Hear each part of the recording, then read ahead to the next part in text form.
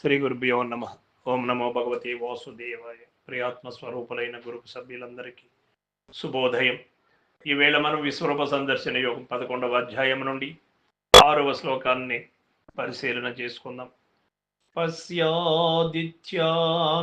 వసూన్ రుద్రాన్ అశ్వినౌ మరుతస్తథా బహూన్యదృష్టపూర్వాణి పశ్చాశ్చర్యాణి భారత.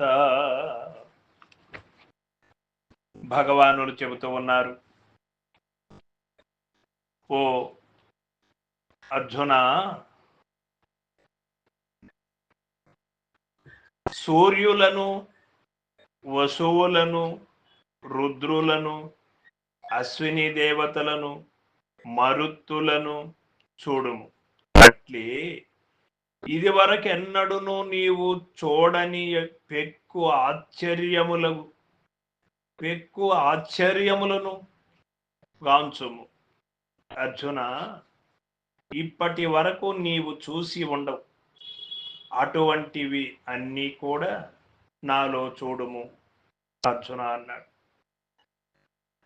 ప్రకృతిలో ఉన్నటువంటి పాంచభౌతికమైనటువంటి ఈ దేహముతో, పాంచభౌతికమైనటువంటి ఈ నేత్రములతో, బాహ్యములో కనపడుతూ ఉన్నటువంటి సూర్యులను, సూర్యుడు అనకుండా సూర్యులను అన్నాడు ఇక్కడ పరమాత్మ. ఇక్కడ ఎందుకు బహువచనం వాడాడు? ఒక సూర్యుడే మనకు ఉంటే ఇక్కడ సూర్యులను అన్నాడు.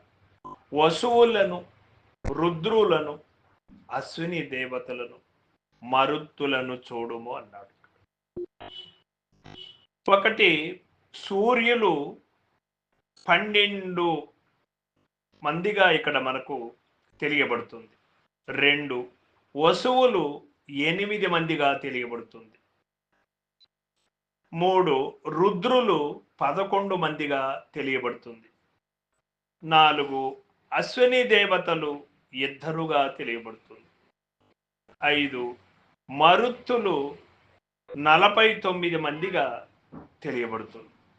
మొత్తము ఈ యొక్క రూపములు అన్నీ కూడా ఎవరు కల్పించుకున్నారు, ఎవరు పేర్లు పెట్టుకున్నారు? ఎరుకే పెట్టుకున్నది. ఎరుకనే బలపరుచుకుంటూ ఉంది.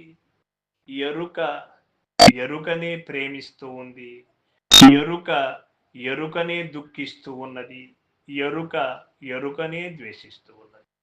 అంతేకాని పరిపూర్ణమైనటువంటి దైవముకు దీనితో సంబంధం లేదు. అటువంటి దాన్ని చూడబోతూ ఉన్నారు అర్జునుల వారు. ఈ రూపములైతే అందరికీ తెలిసినటువంటివే కదా, శాస్త్రకారులు రచన చేసినటువంటివే కదా.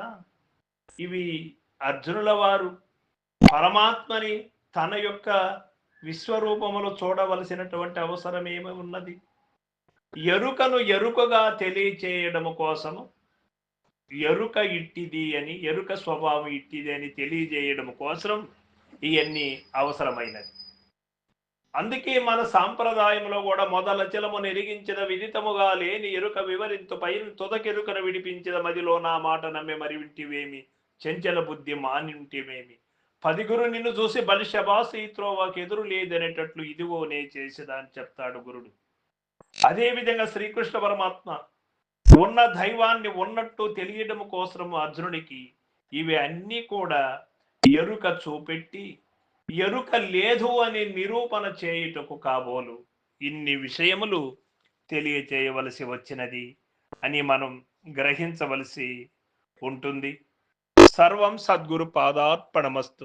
జై గురుదేవ.